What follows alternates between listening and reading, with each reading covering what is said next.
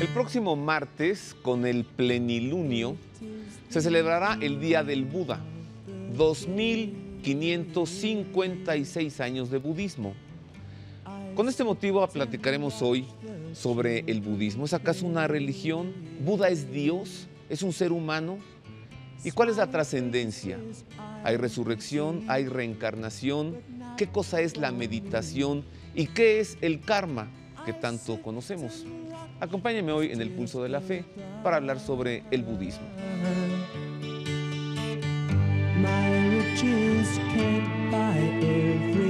Les saludo con afecto, gracias por estar con nosotros, sea usted bienvenido al Pulso de la Fe. En efecto, hoy hablaremos sobre el budismo. Hay pocos budistas en México, pero siempre hay un interés particular hacia esta disciplina mental, hacia esta religión. De esto hablaremos hoy. Pero antes le entrego la siguiente nota que nos envía el Centro Televisivo Vaticano para que conozcamos la Sagrada Congregación de los Obispos, una congregación poderosa, le llaman algunos. El prefecto es el cardenal Giovanni Battista Re y él mismo nos explica en qué consiste esta oficina vaticana. Mire. Curar la ceguera para con Dios a través del mensaje de la fe y el testimonio del amor. Esa es la tarea que ayer y hoy compete al obispo, sobre cuyo papel vela y vigila la Congregación para los Obispos, instituido por Sixto V en 1588. El dicasterio, salvando la competencia de la Congregación para las Iglesias Orientales y para la evangelización de los pueblos, no solo presenta al Santo Padre las candidaturas para los nombramientos de nuevos obispos, sino que provee también a la creación de nuevas diócesis y a su gobierno. Está con nosotros el cardenal Giovanni Battista Re, prefecto de la Congregación para los Obispos. Per chi è cattolico è il maestro della fede. El obispo para el católico es el maestro de la fe, es el que se ocupa de la santificación directamente y a través de los sacerdotes. Es el guía espiritual, el que tiene la tarea del gobierno pastoral de la diócesis. Il compito del governo pastorale della diocesi, ma anche per chi non crede, Pero también para el que no cree, para el que no tiene fe, el obispo representa un punto de referencia. Rappresenta un punto di riferimento e nei secoli si è visto in tante. A través de los siglos se ha visto en muchas circunstancias, especialmente en los momentos de mayor desorientación, Nei momenti in cui c'è stato qualche cosa di straordinario. el obispo ha podido desempeñar un papel que va más allá de lo que es su cometido eclesial. Al di là di quello che è il suo compito ecclesiale. El episcopado de hoy, nos precisó el purpurado durante la entrevista, está más preparado y sobre todo más cerca de la gente. Y los fieles prestan gran atención al mensaje que les llega del obispo, incluso cuando en algunas ocasiones se limita a la palabra de consuelo, apoyo y ánimo. La società è molto secolarizzata. La sociedad está muy secularizada, pero hoy existe un gran deseo de espiritualidad, un deseo de Dios, y de aquí nace la atención al mensaje que viene de los obispos. El Dicasterio Vaticano provee también a la organización de las visitas ad limina apostolorum, un momento importante y significativo en la vida de la Iglesia. Juan Pablo II decía que las visitas ad limina de los obispos son un intercambio de regalos, en el sentido de que los obispos vienen a Roma,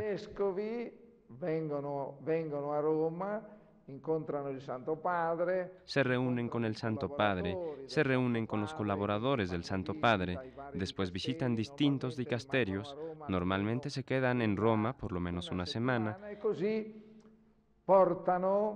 la loro visione, y así nos traen su visión, sus informaciones, sus sugerencias.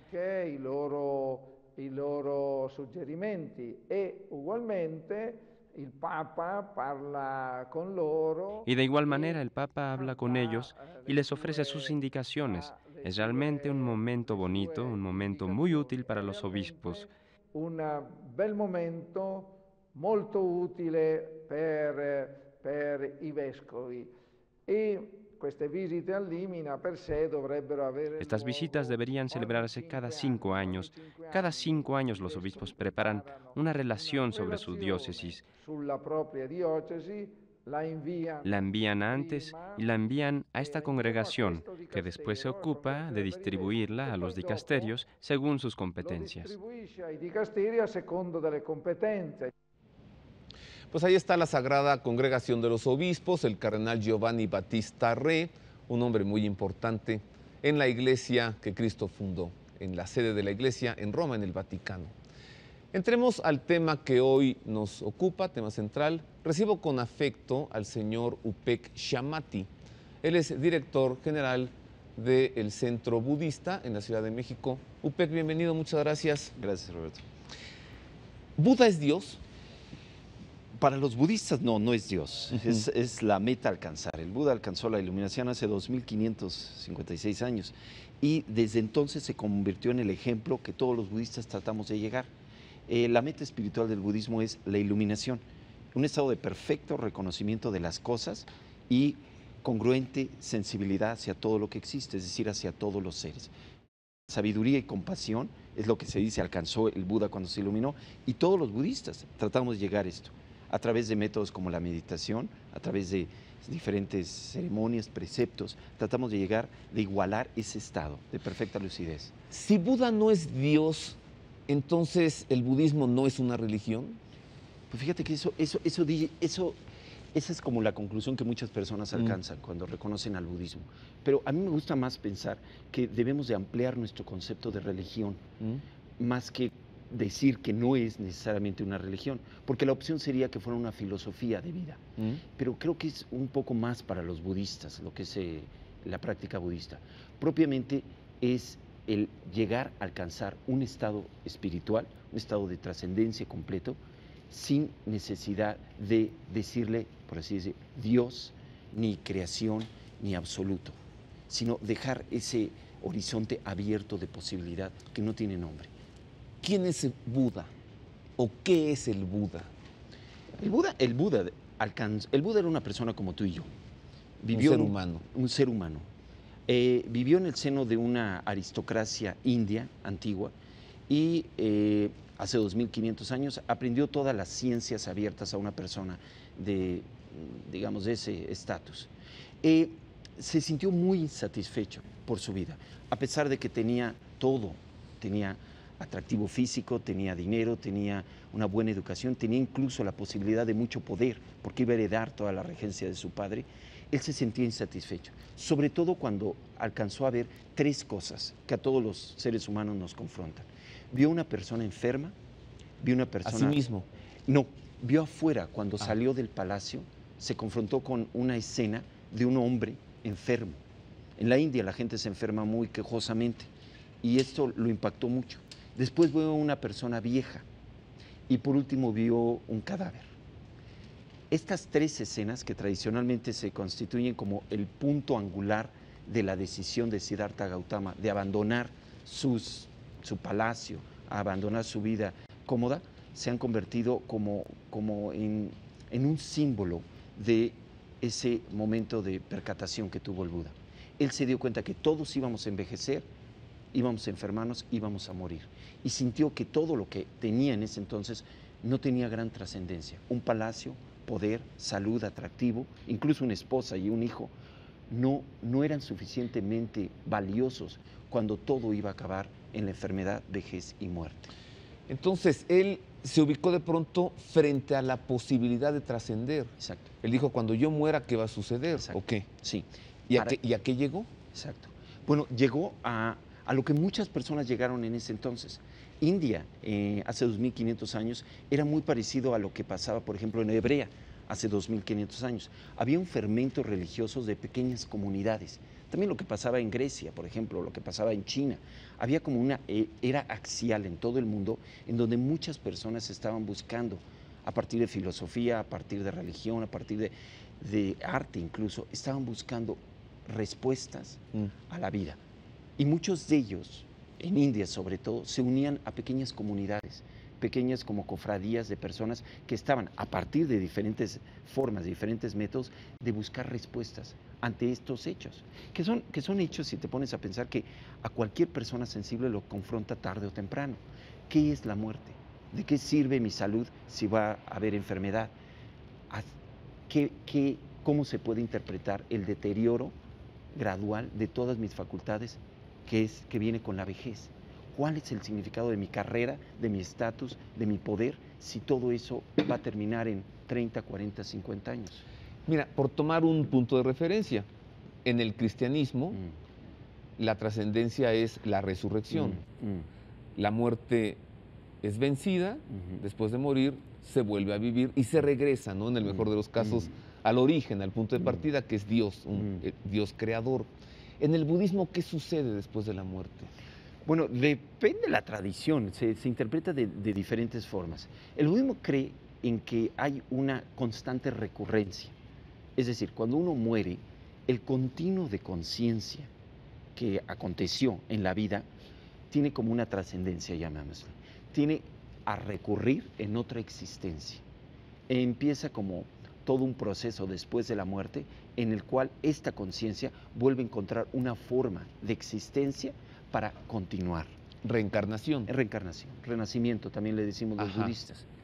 Ahora, se ha visto de diferentes formas. De acuerdo a cuál tradición te afiles, lo ve de diferente forma. ¿Tú de qué tradición eres? Bueno, nosotros somos lo que es un nuevo, digamos, un nuevo movimiento que se llama budismo occidental. Es budismo que practicamos personas que no nacimos en países tradicionalmente budistas de Oriente, sino es algo que está pasando en Europa, en Estados Unidos, en Latinoamérica, de personas que encuentran en el budismo respuestas y tratan de incorporar esa tradición, esos principios, pero en su vida cotidiana, en lo que es su realidad histórica. Nosotros, bueno, yo cuando menos no soy indio, no soy chino, soy mexicano. ¿Eres bautizado? Eres bautizado, fui bautizado dentro de la Iglesia Católica, pero en algún momento, a los 20 años, estaba en búsqueda de algo, no sabía qué era, pero encontré la meditación, encontré una herramienta muy poderosa para trabajar con mi propia mente y mis emociones, y a partir de ahí me hice receptivo a toda una visión que tiene el budismo. A ver, estos renacimientos o estas reencarnaciones, que finalmente es vida después de la vida, ¿tiene un límite? Vamos, ¿hay un final después de una serie de renacimientos o es una sucesión indeterminada? Mira, el budismo le llama la rueda de la vida y de la muerte. El símbolo del budismo es una rueda, ¿no? Exacto, sí. Hay una rueda, se llama el Baba Chakra, la rueda de la vida, o hay el Kala Chakra, que son como una rueda que tiene 8 rayos. Pero la idea de este símbolo es que realmente la vida y la muerte son dos caras de la misma moneda. La moneda es constante, la moneda se está manifestando. La vida no termina con la muerte, sino la muerte es solo un espacio intermedio entre dos vidas. Y posteriormente continúan las vidas. Ahora, para el budismo, la respuesta no es una eterna vida, sino es una trascendencia completa de la vida, asimismo de la muerte. Una serie de sucesiones, de renacimientos, de reencarnaciones, que no tiene final. Bueno, el final, o por así decirlo, es completamente trascender. ¿Trascender a dónde? Porque si Buda no es Dios, perdón, tenemos una mente occidental, ¿no? Y el budismo es oriental. Y como occidentales que somos griegos. Y no nos ubicamos sin cuerpo y alma. Todos los occidentales pensamos eso, ¿no? El cuerpo es mortal, el alma es inmortal. ¿Y en el budismo qué sucede? Bueno, nada más te quería recordar que también el cristianismo es oriental, no solo el budismo. Sí, claro, de tradición judía, ¿no? Judeo-cristiano. Exacto. Ahora, la meta del budismo es ahí donde es un verdadero misterio. La idea de que uno trasciende la vida y la muerte y llega a un plano último, un plano trascendental, un plano absoluto, el cual es prácticamente imposible nombrar o describir. El budismo es muy reticente, digamos metafísicamente, de describir puntualmente en lo que consiste la experiencia o el plano o la dimensión que uno alcanza cuando trasciende la vida y la muerte. Que de alguna forma, si te pones a pensar, es el misterio que tienen todas las religiones. El cristianismo era una iglesia de misterios. El Espíritu Santo era un misterio. Misterio en tanto que no podemos abarcar Exacto.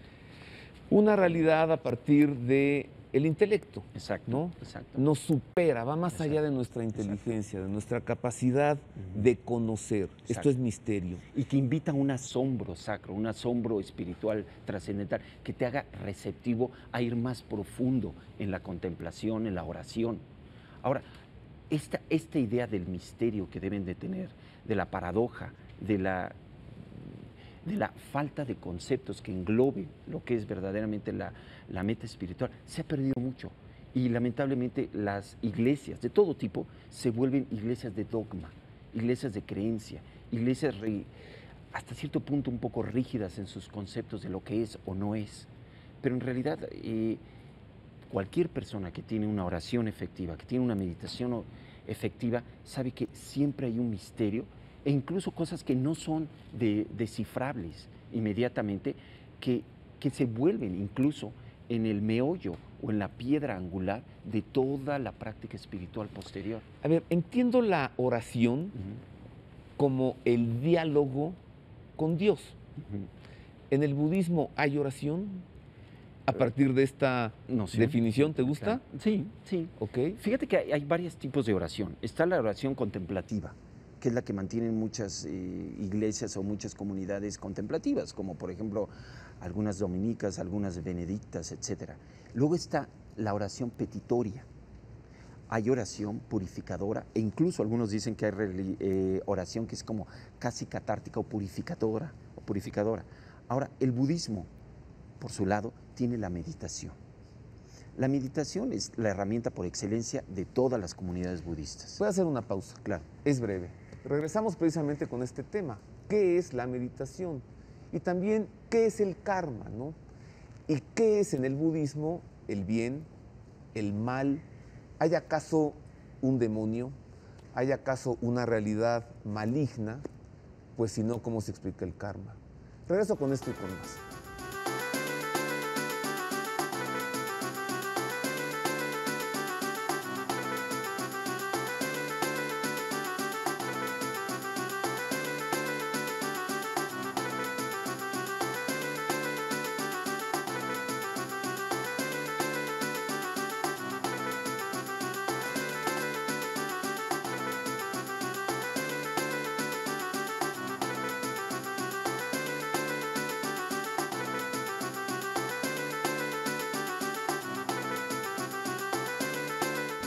Y continuamos en más del Pulso de la Fe. Estamos platicando hoy sobre el budismo, ya que el próximo martes se celebrará el Día del Buda. Es el día más importante del año en el budismo, equivalente, por ejemplo, en el cristianismo al Domingo de Resurrección o tal vez a la Navidad. El próximo martes se celebra el Día del Buda, pero hoy domingo pues se está celebrando, pues se anticipa al día festivo. Estoy platicando con Upek Shamati. Él es director general del Centro Budista de la Ciudad de México. Antes de continuar hablando sobre budismo y platicaremos sobre el karma, le entrego esta nota que nos envía el Centro Televisivo Vaticano para que usted conozca qué son los Caballeros de Colón, a qué se dedican, en qué gastan su vida, en qué parte del mundo están, en qué países, en qué ciudades. Conozca usted los Caballeros de Colón. La fe, la esperanza y la caridad son los fundamentos sobre los que edifica una verdadera civilización de amor. De ellas, tanto en los grandes como pequeños gestos, salpican gotas de humanidad, capaces de transformar el entramado social. Está convencido de ello Carl Anderson, Caballero Supremo de los Caballeros de Colón, que ha presentado recientemente en la Radio Vaticana su último libro, Una civilización de amor, lo que todo católico puede hacer para transformar el mundo. El libro, editado por Harper One, se inspira en los escritos de Juan Pablo II y Benedicto XVI y quiere precisamente mostrar que el amor y el ejemplo personal constituyen el fundamento programático de un futuro en clave de esperanza. El libro, Una civilización del amor, quiere señalar la idea cristiana de amor por el prójimo como actividad central que hay que ofrecer a la sociedad. Con gestos concretos, cada cual puede convertirse en un auténtico testigo de la caridad, capaz de ofrecer a la sociedad una dimensión más humana y más justa. los que Juan Pablo II y Benedicto XVI llaman la civilización del amor. Se comienza desde las relaciones dentro de la propia familia, después se puede ampliar al barrio y así en adelante. Los gestos concretos de caridad pueden influir en todo el tejido social. Los Caballeros de Colón son una sociedad católica de ayuda mutua, constituida para prestar ayuda a los enfermos, incapacitados o sencillamente necesitados. La orden, fundada en 1882, contribuye cada año a la realización de obras de caridad con más de 130 millones de dólares y 61 millones de horas de voluntariado. Los Caballeros de Colón son un ejemplo bueno y concreto de lo que puede hacerse cada día por los que están en dificultades. Hoy somos una organización de 1.700.000 miembros y los principios que nos guían son la caridad y la unidad. Los gestos de caridad cotidianos realizados nos permiten ayudar a millones de personas en el mundo. Ahí está, los Caballeros de Colón, que cada vez se mencionan más, pues es un movimiento que ha crecido y se ha extendido en todo el mundo, principalmente en los Estados Unidos. Sigo platicando con Upek Shamati sobre el budismo. Entonces, hablábamos de la oración, Upek. Si entendemos la oración como el diálogo con Dios, y si en el budismo no hay un Dios, ¿cómo se define esta práctica que, bueno, es tan conocida por todos, ¿no? La meditación. Esa figura del monje budista en una posición especial de flor de loto y en una oración profunda. ¿Cómo la defines? Sí. Bueno, realmente podrías decir que todo el budismo se inició con la meditación del Buda. El Buda, cuando trató de resolver todas las disyuntivas existenciales de la enfermedad, la vejez y la muerte, descubrió que podía entrar en lo que podríamos llamar ahora un trance místico espontáneo a partir de una contemplación en la cual trataba de intensificar su atención consciente o su facultad de lucidez de conciencia. Ahora, el budismo, así como muchas otras religiones de Oriente, han desarrollado todo un tipo de metodología desde la cual tratas de identificar tu calidad o tu facultad de atención o esta facultad de lucidez, que es como esta posibilidad de ver las cosas más claras, más luminosas y ser más sensible hacia ellas. Ahora, cuando los budistas cerramos los ojos y, por ejemplo, nos concentramos en la respiración, lo que tratamos es de encontrar un objeto desde el cual podamos enfocar nuestra mente y a partir de este objeto y de este enfocar la mente, hacer más clara, más lúcida y hacernos más sensibles. En esta meditación, ¿sales de ti, te exterioriza o te interioriza? Te mete hacia ti mismo. Fíjate que hay varios tipos de meditación. La mayoría de las meditaciones son todo un proceso, una dinámica introspectiva. Es decir, vas desde adentro, concentrándote ya sea en tu facultad de atención consciente o, por ejemplo, de amor incondicional o tu facultad de contemplación. Y a partir de esta, digamos, modalidad, de este profundo concentrarte, enfocarte, puedes, después de la meditación, experimentar los frutos naturales de estar más consciente, más sensible, más empático, incluso más compasivo. O sea, tiene una doble modalidad. Una de irte hacia adentro para después interactuar de una forma más lúcida hacia afuera. ¿Cuál es el concepto creacional en el budismo? ¿Hay un Dios creador? ¿Cuál es el origen del mundo? Fíjate que al Buda a veces cuando le preguntaban eso, permanecía con lo que ahora se conoce como el silencio sacro. Trataba de, o pensaba que no había posibilidad de hablar de esos órdenes porque no eran útiles. El budismo podrías decir que ha sido muy reticente de hablar del origen y el final. Ahora, una de las cosas que es importante es que el concepto del tiempo en el budismo, así como en muchas religiones orientales e incluso en antiguas religiones mexicanas, no es lineal. Es decir, no obedece un inicio, un desarrollo y un final, sino es cíclico o es circular, en el cual se asume que la creación es un constante recurrir circular, en el cual no se asume un inicio ni un final. Pero no hay un origen. Mitológicamente hablando, sí, se hablan de origen. Los científicos dicen, la nada explotó. Y como consecuencia aquí estamos tú y yo, ¿no? El Big Bang. En la tradición judía, en el cristianismo también se dice, hay un Dios creador que en un principio, a partir de la nada, creó lo que tenemos. ¿El budismo qué dice? Bueno, el budismo heredó mucho de su cosmología de las antiguas religiones hinduistas, en la cual se pensaba que al principio había como, si quieres, una dicotomía, era una dualidad. Había un plano absoluto, un plano de gozo infinito y un plano mundano, un plano completamente separado de ese plano absoluto, el cual se fueron teniendo una relación, digamos, lo habla muy mitológicamente, como que los deivas, como se llaman en el budismo, o que podrías decir que es el equivalente de pequeños ángeles, pequeños querubines, de ese plano absoluto, empezaron a interactuar con este plano, digamos, mundano de materia pura. Entonces, a lo largo de esa interacción entre el plano absoluto ideal y un plano mundano material, empezó a haber una evolución de la materia y una involución, digamos, de la conciencia de ese plano, llevando a lo que ahora reconocemos como la creación, si lo podrías llamar así, que somos tú y yo. Nosotros somos materia evolucionada o espíritu involucionado. Pero si hay creación, es que hay creador, ¿o no? Y es que hay criatura. Bueno, desde una lógica sí, pero podrías decir, si hay gravedad, ¿hay creador de la gravedad? ¿O simplemente la gravedad existe? ¿Hay mal, Upek? ¿Hay bien? ¿Hay demonio en el budismo?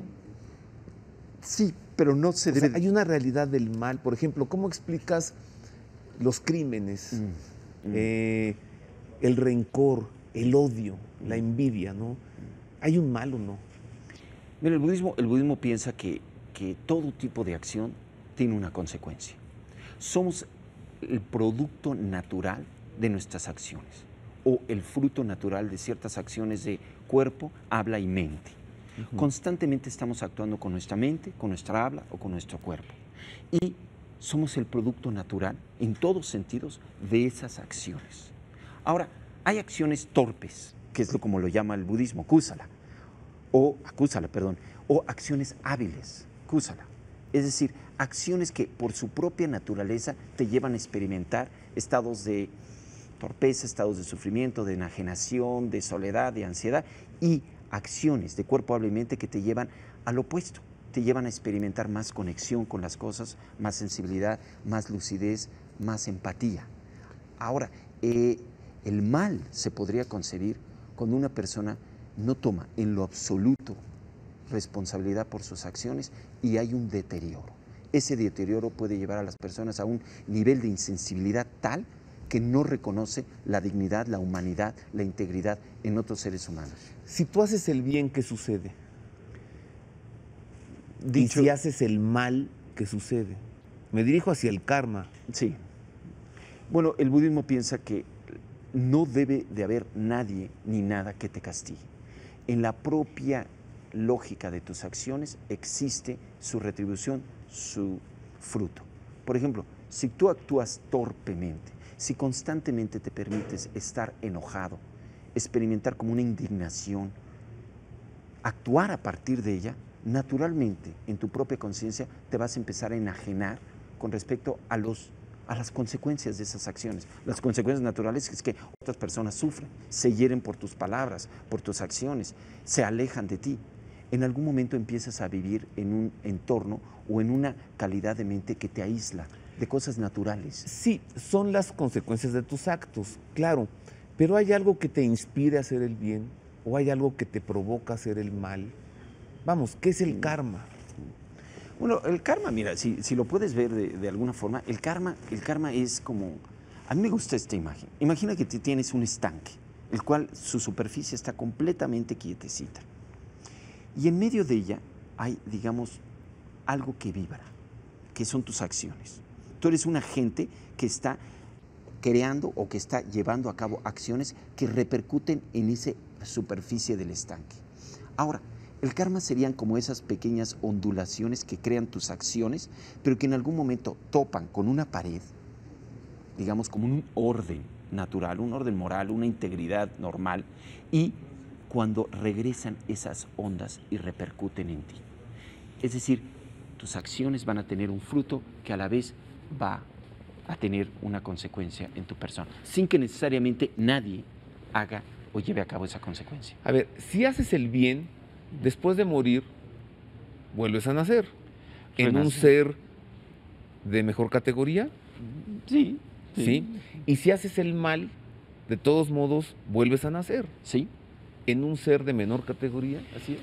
Pues sí, podrías decir, o sea, yo lo veo un poquito más como que morimos y nacemos todos los días. Todos los días estamos participando en un pequeño renacimiento. Cada día que te levantas, tú rehaces, por así decirlo, los constituyentes de tu vida, tus planes, tus expectativas, tus memorias. Tu voluntad vuelve a recrear algo. Ahora, tú tienes una perfecta libertad de actuar o rehacer tu calidad mental, tu forma de percibir, tu forma de reflexionar con respecto a lo que haces y todo. Ahora, eso ocurre igual cuando mueres. Cuando realmente acontece tu muerte biológica, hay una continuidad de todo lo que ha sido en tu vida. Y esa continuidad va a buscar otra forma de vida, otra forma biológica, desde la cual continuar con ese, digamos, proyecto. Siempre aquí, Upec, es decir, no hay un cielo, no hay un infierno, siempre aquí en el mundo. Hago una pausa. Claro que sí. Regresamos con esto y regresamos también con los rituales, con el rito, ¿no? ¿Cómo es que se vive el budismo?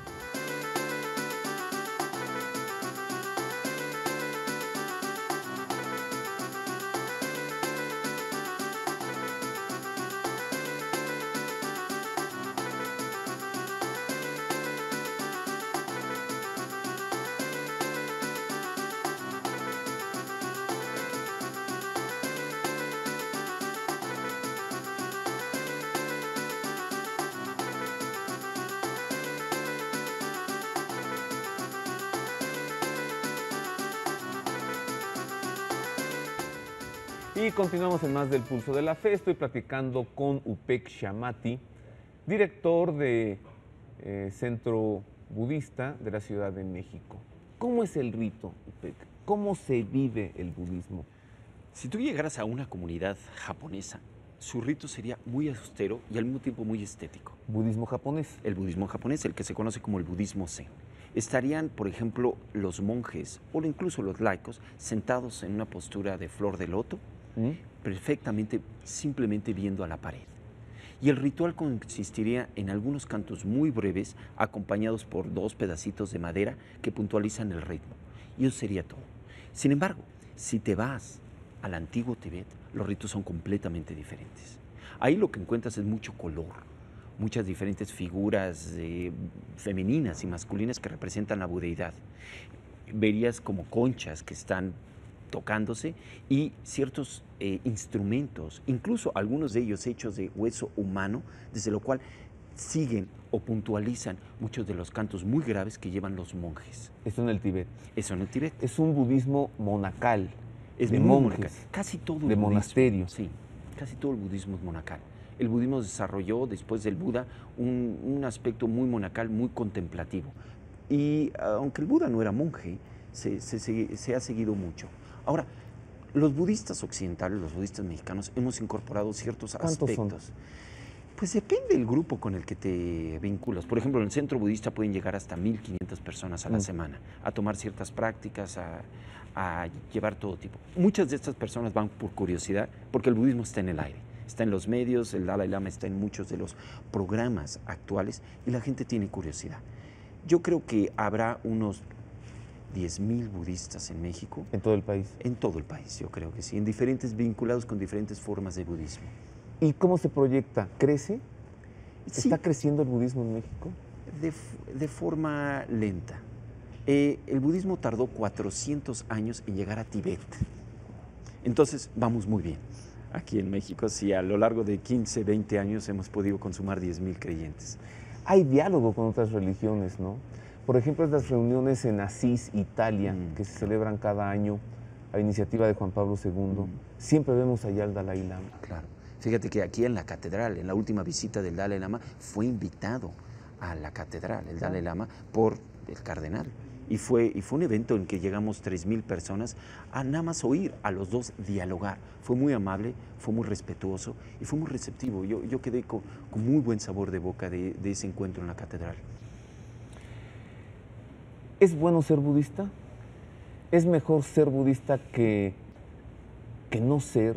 Es decir, ¿es mejor creer en el Buda que no creer? Fíjate que Me dejaste de sorpresa con esa pregunta, porque es muy directa. Es que hay creyentes y hay no creyentes, Upek.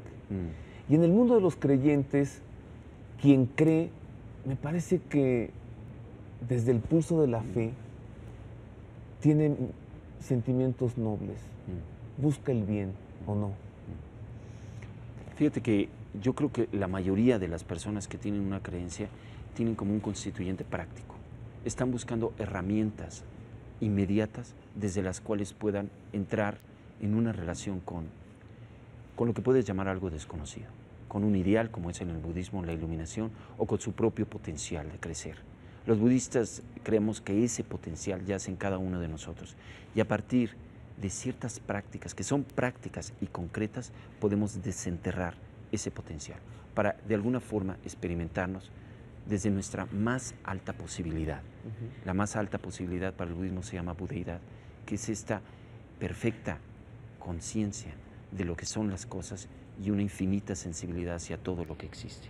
Ahora, ese es un recurso y pues qué mejor cosa que hacer en tu vida que explorar la posibilidad de desarrollarlo para ayudar a otros y para ayudarte a ti. Te agradezco mucho, Upek. 2.556 años de budismo. Sí. ¿Se cumplen el próximo martes? Sí. Muchas gracias.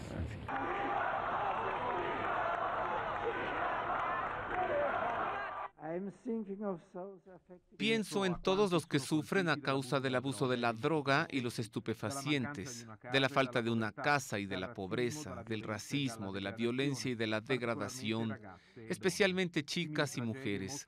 Tragedias como estas enseñan también lo que habría podido ser y lo que podría ser ahora, si entonces otras manos, sus manos, se hubieran tendido o se tendiesen hacia ellos. Les animo a invitar a otros, especialmente a los vulnerables y a los inocentes, a unirse a ustedes en el camino de la bondad y de la esperanza. Tenemos un grupo de oración, de música litúrgica, y nos reunimos para tocar y venerar a Cristo. Nos reunimos con muchos jóvenes para sacarlos de las calles e intentamos hacerlos venir para aprender más sobre Cristo. Buscan un poco de estabilidad, algo en que decir pertenecemos, y para no perderse en el gran abismo del ateísmo o del agnosticismo o del materialismo, quieren saber que pertenecen a algo, y Benedicto XVI les ha hecho esta invitación a no huir de la vida, sino a vivirla plenamente y ser valientes y estar lejos de las cosas como la droga y el alcohol que ofuscan la experiencia de lo que es la vida verdadera. Di ciò che rappresenta la vita autentica. Algunos de mis amigos han sido tentados por la droga y estoy intentando ayudarles. He intentado llevarles a la iglesia para recordarles que existe Dios.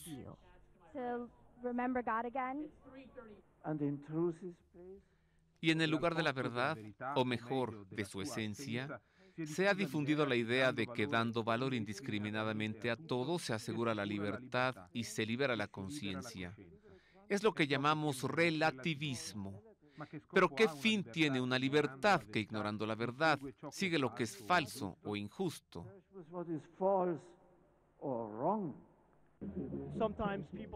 A veces las personas confunden la libertad y piensan que la libertad es todo, cuando en realidad la libertad es la de amarse. Por eso pienso que el mensaje de libertad significa la libertad de amarse y de colaborar juntos para crear un mundo pacífico.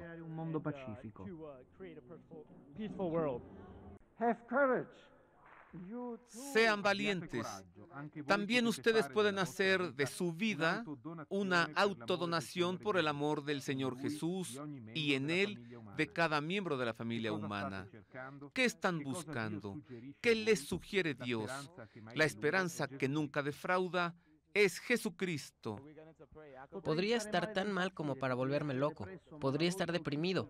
Pero cuando salgo del grupo de oración soy feliz porque sé que Jesús me ha tocado. Y Jesús ha hecho grandes cosas dentro de mí. Él es el único siempre fiel. Cristo es siempre mi mejor amigo.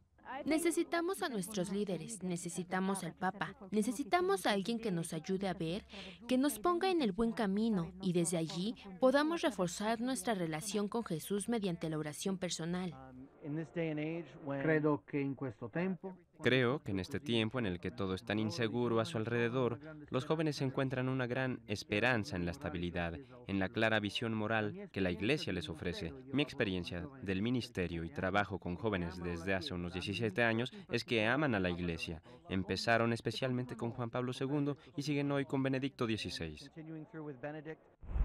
20 aprile, New York, preghiera Ground Zero.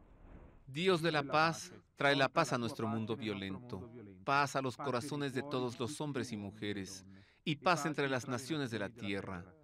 Vuelve hacia tu camino de amor a los que tienen el corazón y la mente consumidos por el odio. Yo rezo por los que casi me matan y mataron a muchos de mis amigos y conocidos. Rezo por ellos, por los que piensan de esa manera. Rezo por ellos. Pido que encuentren el camino recto y abandonen el odio. 20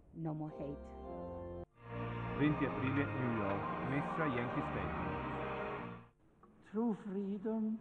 La verdadera libertad florece cuando nos alejamos del yugo del pecado, que nubla nuestras percepciones y debilita nuestra determinación, y ve la fuente de nuestra felicidad definitiva en Él, que es amor infinito, libertad infinita, vida sin fin. Infinite life. Creo que Benedicto XVI invita a los jóvenes y también a los adultos a dejar perder el peso y las expectativas del mundo secular, y por el contrario a decir dejo esto y quiero seguir a Dios y resistir al estímulo interior de ser como todos los demás para ser ellos mismos. lascio questo e voglio seguire Dio e resistere allo stimolo interiore ad essere Ser como los que tienen a Cristo en su interior, y cuando uno deja de querer seguir unido al mundo, Cristo puede florecer, la libertad está allí y hay que tomarla. La libertà è lì da afferrare. 20 aprile, New York. Rezo por todos, en los Estados Unidos y en verdad en todo el mundo, para que el futuro traiga mayor fraternidad y solidaridad, un respeto recíproco mayor y una renovada fe y confianza en Dios nuestro Padre, que está en los cielos. In Dio, nostro Padre che è nei cieli. Our Heavenly Father. Gracias de verdad por haber venido y habernos dado una ocasión de renovar la Iglesia en América. Eso es lo que está haciendo, nos está ofreciendo la oportunidad de convertirnos de nuevo en una verdadera Iglesia católica americana fiel. Americana fedele. Mi sembra che ci sono due punti che secondo me sono forse più decisivi. Me parece que hay dos puntos decisivos, hablando de lo que el católico promedio norteamericano ha aprendido del Papa. El primero, la amabilidad. Él es un hombre amable, humilde, una figura positiva. Y el segundo, la honestidad, porque ha venido a América para hablarnos muy abiertamente, con una gran libertad interior, de la crisis de los abusos sexuales y de los retos. Con grande libertà interiore della crisi di abusi sessuali, delle sfide. Quindi alla fine dei conti. Por eso, a fin de cuentas, la gente norteamericana, y no solamente los católicos, sino los norteamericanos en general, tienen la impresión de un papa amable y honesto, y me parece que estos son dos puntos muy positivos. Che questi sono due punti molto positivi. Penso che ci abbia mostrato quel lato di sé che non Pienso que ha mostrado ese lado suyo que no conocíamos antes de su visita a este país. Era un carácter que conocíamos poco porque Juan Pablo II fue papa mucho tiempo. Il suo pontificato era stato così lungo e ora sono solo 3 anni. Su pontificado había sido muy largo y ahora estamos solo 3 años con Benedicto XVI. Lo hemos conocido mejor y nos ha mostrado un lado suyo que es muy humilde, afectuoso, detallista y generoso. Un lato di sé che è molto mite, affettuoso, premuroso e generoso. Muy auténtico en su mensaje como vicario de Cristo.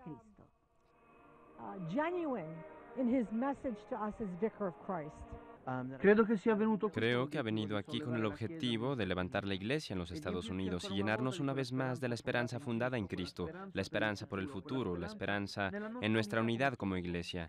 Creo ha transmitido este mensaje brillantemente y hoy me siento lleno de esa esperanza. En Más del Pulso de la Fe le presento enseguida el editorial semanal del padre Federico Lombardi.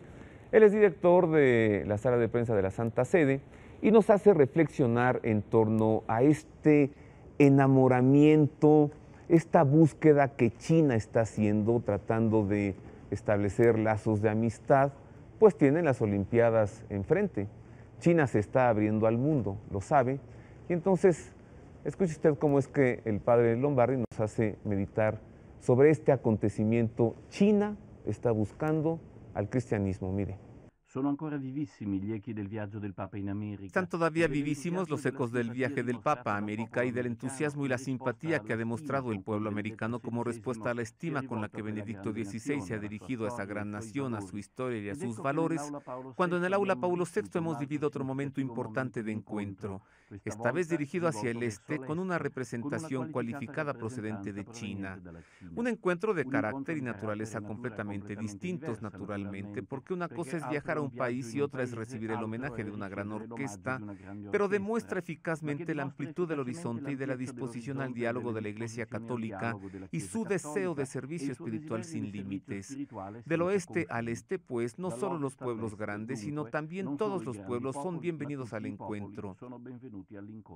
El Papa ha definido la gran aula de las audiencias como una ventana abierta al mundo en la que se encuentran personas procedentes de todas las partes de la tierra, cada cual con su propia historia personal y su cultura propia, cada una recibida con estima y afecto, y afirmó que recibía idealmente a todo el pueblo chino, deseándole también prepararse para las Olimpiadas próximas como acontecimiento de gran valor para toda la humanidad.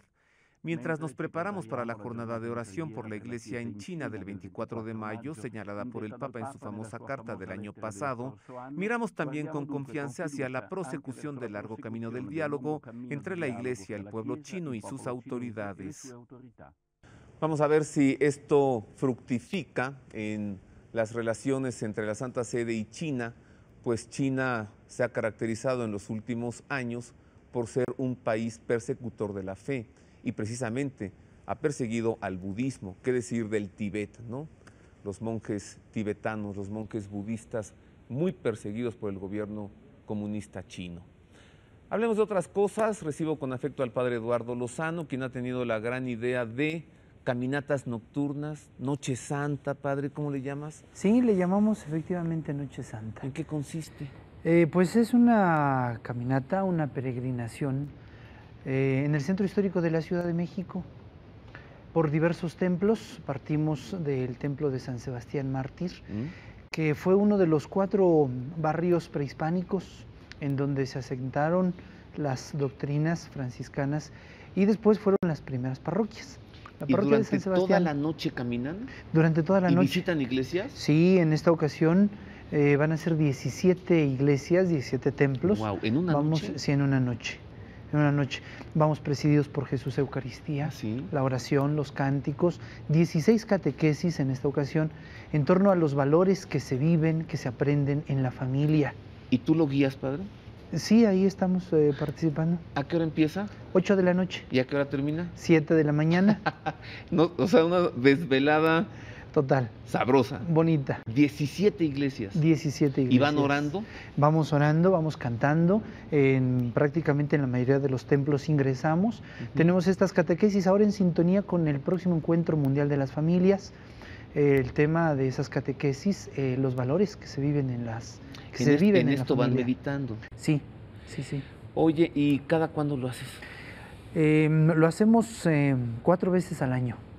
¿Cuándo es el próximo? El próximo es el 24, del sábado 24 al domingo 25 de mayo. ¿Sí? Entiendo que estás invitando al público. Claro que sí. ¿En dónde es la cita? En la parroquia de San Sebastián Mártir. ¿Dónde está? Calle República de Bolivia, esquina con Rodríguez Puebla, en el centro histórico. Allá a las 8 de la noche. A las 8 de la noche. ¿Y hay que llevar sándwiches? No, fíjate que hemos preparado cada ocasión todo lo que es necesario. De tal manera que en una de las plazas del centro histórico les ofrecemos también 2 refrigerios, en 2 plazas, ¿verdad? A eso de las 11, 11 y media de la noche nos detenemos, un tentempié, un sándwich, una tortita, un atolito, depende, ¿verdad? Y otro a las 3, 4 de la mañana, el cansancio, el frío arrecia, entonces un cafecito, una galletita. Y para esto les pedimos sí un donativo de 100 pesos. Cubrimos todos los gastos, además les damos materiales escritos, materiales impresos, ¿verdad? Y algunos otros materiales que vamos utilizando a lo largo de toda la noche. Bueno, si usted quiere vivir una noche santa, si quiere caminar con el Santísimo Sacramento por las calles del centro histórico de la Ciudad de México, la más hermosa del mundo, padre. Claro que sí. Si quiere visitar 17 iglesias, orar y meditar, La cita es el próximo 24 de mayo. Sábado 24 de mayo. 8 de la noche. 8 de la noche, Parroquia de San Sebastián. Muchas gracias, padre. Gracias a ti, Roberto. Ahí los esperamos. Gracias. En otro tema le entrego enseguida la audiencia que presidió el Papa Benedicto XVI en lengua española. Dijo lo siguiente. Queridos hermanos y hermanas, según el pseudo Dionisio Areopagita, para conocer a Dios, el verdadero teólogo intenta recoger en primer lugar todo lo que la Biblia dice sobre él. Sin embargo, como ninguna calificación expresa plenamente el misterio de Dios, se liga a una teología llamada negativa, que afirma más bien lo que Él no es. Los conceptos son como imágenes útiles para contemplarlo, que supera nuestro entendimiento y como signos de un encuentro personal con Dios, en el que la especulación deja el paso a la contemplación y el conocimiento a la experiencia. Esta vía negativa del pseudo Dionisio es una disposición interior que rechaza recluir a Dios en simples ideas, adaptando los misterios divinos al pensamiento humano. Es una actitud existencial que abarca toda la persona, pues la verdadera teología requiere una transformación del sujeto. Los escritos de ese pseudo Dionisio se difundieron rápidamente en Oriente griego y entre los autores latinos de la Edad Media. El esfuerzo de Dionisio por insertar la verdadera fe en la cultura helenística de su época es de gran actualidad en nuestros días. También hoy es necesario entrar en diálogo con las nuevas culturas para asumir lo que tienen de valor, pero sin comprometer por ello la identidad cristiana fundada en la revelación. Al término de la audiencia, como es costumbre, el Santo Padre impartió la bendición apostólica. Pater noster,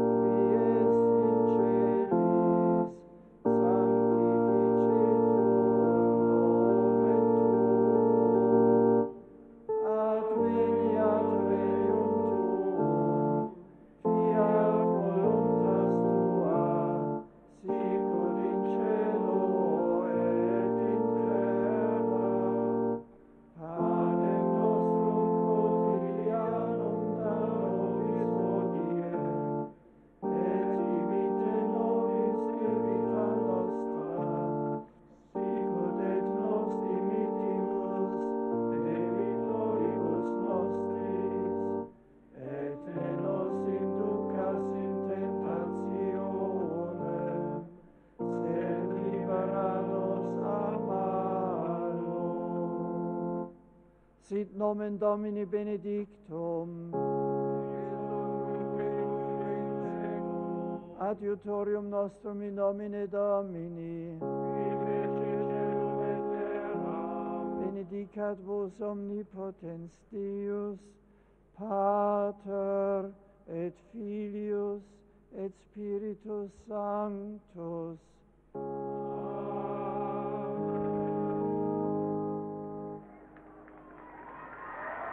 Y con esto llegamos por ahora al final del Pulso de la Fe. A nombre de mis compañeros, la producción de este programa y el staff de Proyecto 40, agradezco que haya estado con nosotros y le espero el próximo domingo en una emisión más de El Pulso de la Fe. Gracias.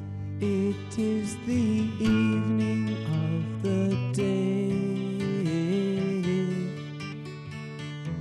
I sit and watch the children play. Smiling faces I can see, but not for me. I sit and watch as tears go by. My riches can't buy everything.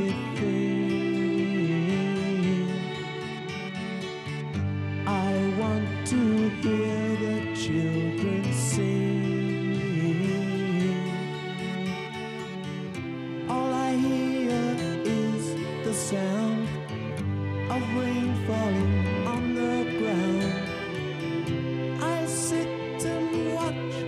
still